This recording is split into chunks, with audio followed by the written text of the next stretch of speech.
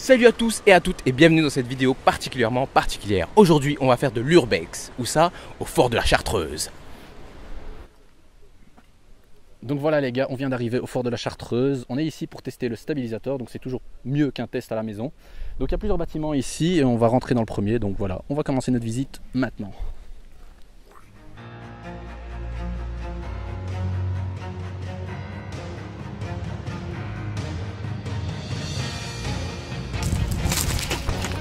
Il y a quoi?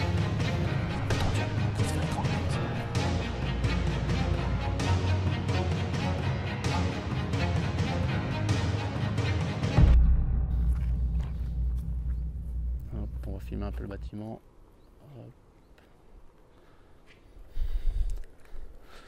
Est-ce qu'on rentre? On monte d'abord ou d'abord on descend?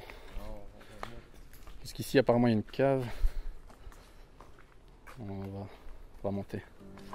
Le fort de la Chartreuse situé à Liège en Belgique fut construit entre 1818 et 1823 à l'époque du Royaume-Uni des Pays-Bas. Le fort actuel n'est pas le fort d'origine. Après la défaite de Napoléon Ier à Waterloo, les Alliés décidèrent de construire un nouveau fort, plus grand, pour contrer d'éventuelles attaques françaises. Détenu par les Belges dès 1830, il finira par être rétrogradé en simple caserne militaire de l'armée belge en 1891. Durant la Première Guerre mondiale, il servit de prison militaire et d'hôpital américain durant la Seconde. Démilitarisé en 1981, les derniers militaires quittèrent définitivement les lieux en 1988. Depuis, le domaine appartient à une ASBL qui se mobilise pour la conservation ainsi que la rénovation du site.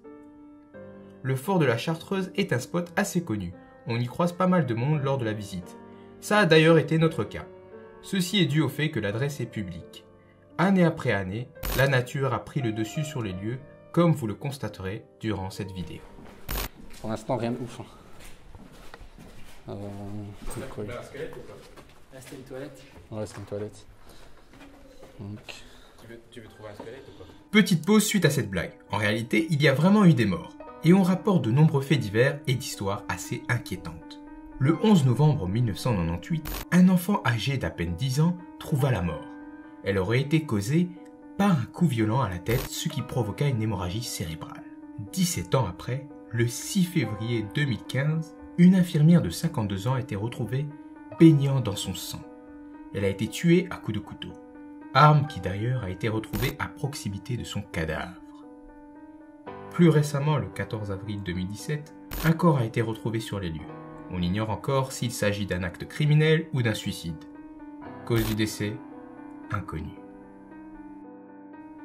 Selon les mythes urbains, ce fort serait également hanté par les indénombrables personnes mortes sur ces lieux.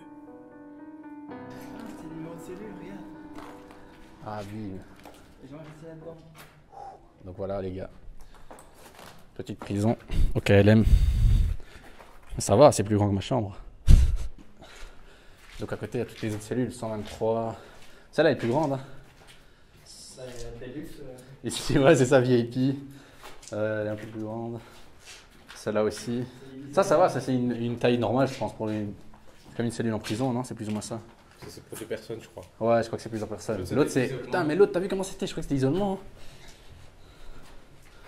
C'est impossible que c'est aussi petit. Regardez les fenêtres. Il y a encore tous les cadres, même s'il n'y a plus les vitres.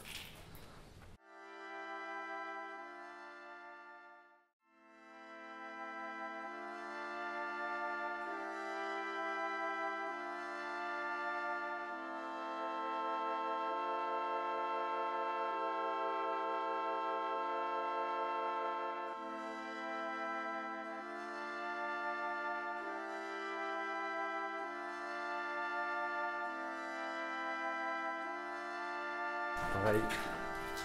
Ah putain, c'est récent ça. Il est quelque part, regarde. Ouais, j'ai vu un mec tantôt en fait. Il a regardé à la fenêtre et on voit qu'il dormait ici. Mais quelque part dans une des pièces. C'est un peu tendu, on va peut-être se faire étrangler, on sait pas.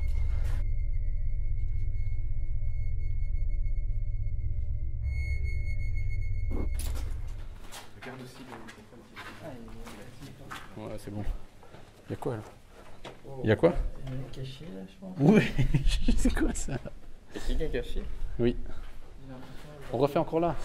Ou au moment direct? Oh putain, il y a un papier là avec de la merde dessus. Bah, c'est le mec qui était là.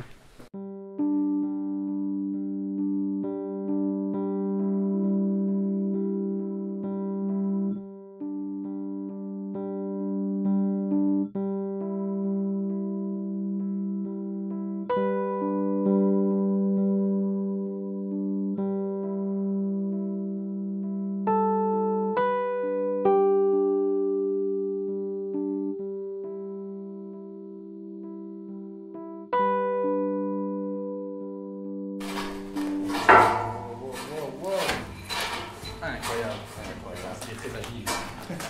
Vas-y, là ça va être plus compliqué.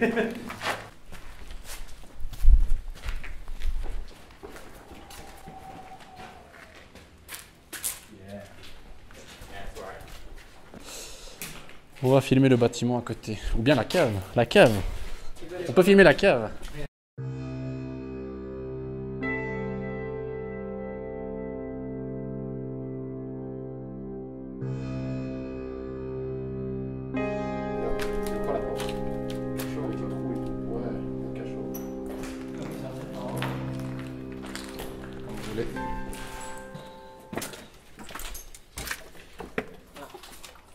C'est compliqué ou pas? Ouh, lourd. Les gars, c'est un peu compliqué. Le stabilisateur, il déconne un peu. On teste le stabilisateur. Dans des conditions. T'inquiète, il gère, il gère.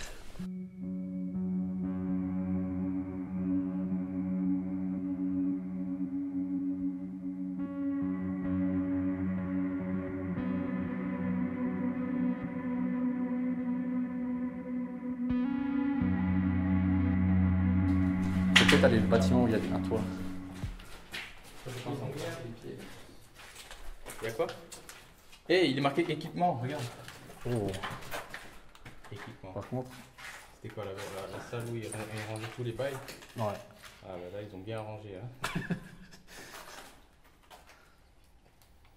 C'est des portes blindées, ça, non?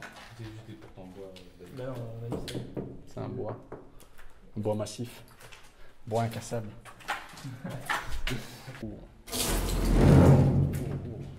Salut. Vas-y, grenade de la gauche. T'as pas, elle va rester bloquée. Quoi ça, putain? C'est des tibias, wesh. T'imagines ça? C'est que des squelettes là. Putain, c'est quoi ça? C'est des trucs d'isolation de câble. Bon. Putain! Là-dedans, Mec, il regarde le trou. Regarde, regarde, tu passes la planche et tout. il y a pas un cadavre. Peut-être. Attends.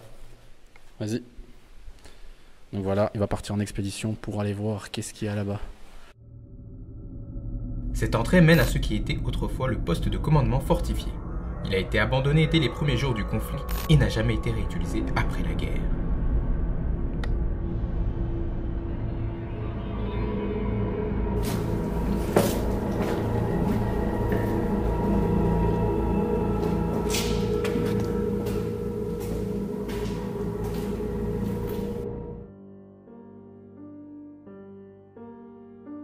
Ce bâtiment, le BM23, était autrefois un gymnase.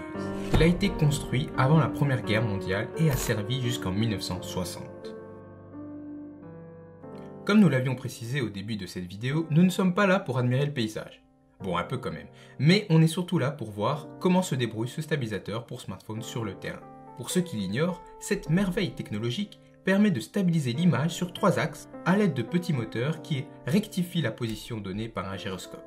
Tout est automatisé en comparaison à un stabilisateur mécanique ou Steadicam qu'il faut équilibrer manuellement, ce qui est souvent extrêmement chiant et long à faire, vu qu'il faut s'amuser à trouver le point d'équilibre. Il existe beaucoup de constructeurs et de modèles de stabilisateurs. Celui qu'on a testé, c'est le Smooth Q de Zhiyun, qui est utilisable uniquement avec des action cam ou des smartphones. D'autres modèles permettent également d'embarquer des DSLR, mais bon, 600 € le jouet contre 80 € ici seulement. Le SmoothQ de Zhiyun possède 3 modes de stabilisation. Le premier mode, Pan Mode, permet au smartphone de bouger sur un seul axe, de gauche à droite. Le deuxième, Locking Mode, bloque le smartphone dans la même position, peu importe le mouvement du stabilisateur. Ça c'est pour filmer des plans genre comme ça, ras du sol, ou bien juste des plans quand on marche. Et le troisième, Following Mode, permet un suivi du mouvement. Lorsqu'on incline le stabilisateur vers l'avant, le smartphone filme le sol, tandis que lorsqu'on le penche vers l'arrière, on va filmer le ciel. Bref, vous avez compris. Chacun des modes est plus adapté à une situation qu'à une autre. Dans notre cas, nous avons eu recours qu'au mode suivi. Concernant les connectiques, on a une prise micro USB pour recharger le stabilisateur, mais aussi un port USB qui nous permet de l'utiliser comme batterie externe pour le smartphone. Ce qui m'amène à parler de l'autonomie. On a su filmer toute la visite qui a duré environ 3 heures. Et le niveau de la batterie n'était pas si bas. Le constructeur annonce tout de même une autonomie de 12 heures. On notera que le produit est accompagné d'une belle petite caisse de rangement style sac à guitare. Ah ouais, aussi un pas de vis sur le stabilisateur. Et tu peux le fixer sur un trépied. Tu vois les petits trépieds là. Soit tu peux, si possible, je pense qu'il y a moyen d'accrocher un micro, non? Avec un pas de vis comme ça. Tu vois, ça serait bien avoir un micro ici qui remonte. Et du coup, il y a moyen de faire plein de trucs avec. tu vois, regarde. T'as un pas de vis, gars. Regardez. Il y a un pas de vis. Et donc, on peut soit poser ça avec un trépied. En fait, l'avantage de mettre sur un trépied, c'est qu'avec l'application, tu peux aussi faire des suivis de mouvement sur un objet. Tu peux sélectionner par exemple un objet, tu dis ok, cet objet va se déplacer, par exemple, c'est une voiture, et tu as envie que ça suit, tu vois, et ça suit automatiquement. Ça fait aussi du suivi de visage, détection et suivi de visage. Et pour des timelapses aussi. Et on peut aussi, ouais, des timelapses, on peut aussi régler la vitesse des mouvements ici. En utilisant l'appli, tu peux régler en fait la vitesse. Tu peux faire que ça aille plus vite ou plus lentement. Ouais, il y a des gens là-bas. Je sais pas, il y a des habits, gars. C'est chelou. Mais regarde, il y a des trucs qui sèchent, gars. Moi, je vais pas, c'est flippant là. Imagine maintenant la nuit. Putain, la nuit, ça va être horrible. T'entends juste une pierre, tu vois, genre un bruit de pierre, t'as l'impression que c'est d'office quelqu'un qui est derrière toi ou quoi. On va avoir des éboues ou des trucs. Ouais, tu peux juste, même quand t'es dans la forêt, t'entends des bruits, ça peut être rien du tout, tu vois. Mais c'est flippant. Y'a quoi? Ah ouais. Comment, gars? Ils sont là tous pareils en fait.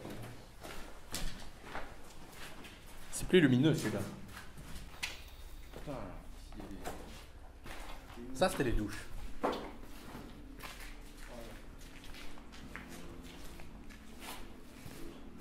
Il y a un hélico.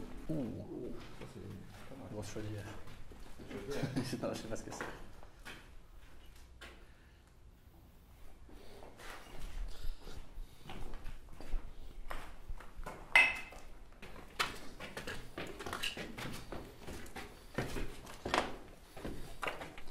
Ah ouais, c'est pas mal.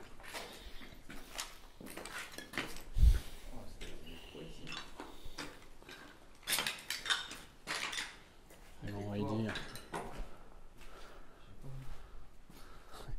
Toutes les pièces qui lui fait un réflectoire. Toi, dans un. Bah ouais, c'est ça qui fait l'eau.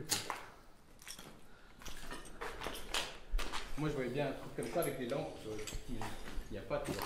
Ouais, j'avoue. Il y a une espèce de tuyau, gars, c'est quoi ça? Bon les gars, dites-nous en commentaire qu'est-ce que c'est. Qu'est-ce que vous pensez que c'était? On dirait un toit. Sous un toit.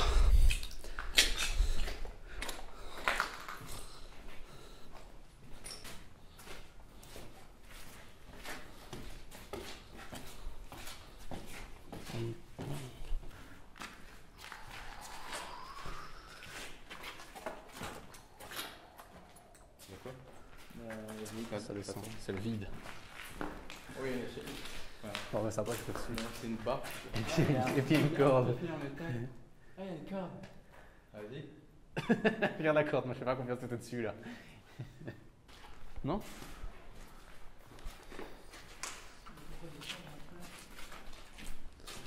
Après pour descendre, moi je monte pas. Regarde ce que c'est déjà. On a déjà bien réalisé la corde. Yeah. Au moins une corde quoi. Ah, c'est tendu, gars, il va monter, il va pas savoir descendre après. Allez, pour les vues. Yeah. Allez les gars, juste pour ça, un petit pouce bleu. Ça mérite. Y a pas tout le monde qui serait monté par là. Hein. Genre moi, je serais pas monté quoi.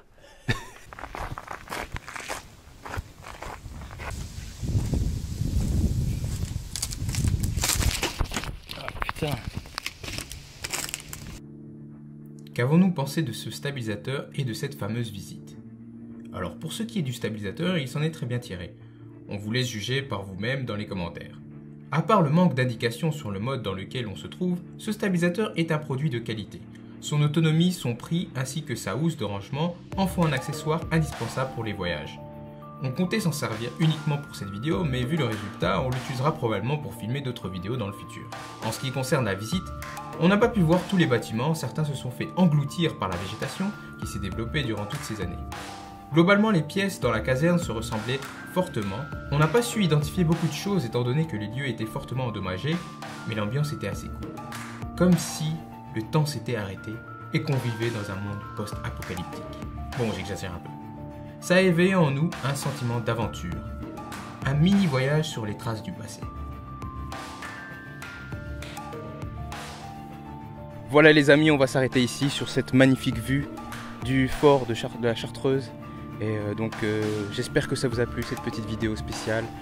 N'hésitez pas à mettre des petits pouces bleus, à commenter, à partager la vidéo. Et voilà, dites-nous si vous aimez ce concept, si vous aimez ce genre de vidéo, parfois on va en faire.